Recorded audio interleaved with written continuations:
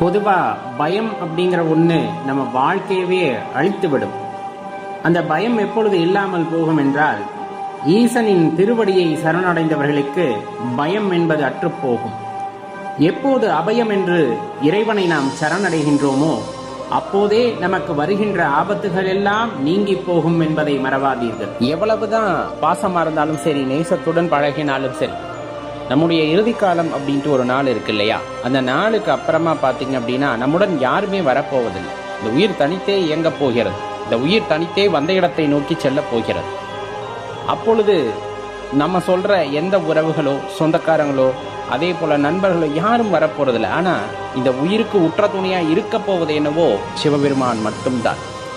அவரை பற்றி கொள்ளுதல், வாழும் பொழுதே அவரை பற்றி கொள்ளுதல், அவர் மீது அன்பு செலுத்துதல் அப்படிங்கிறது இருக்கும் பொழுது, இந்த உயிருக்கு உற்ற துணையா இருக்கின்ற இறைவனை நேசிக்கும் பொழுது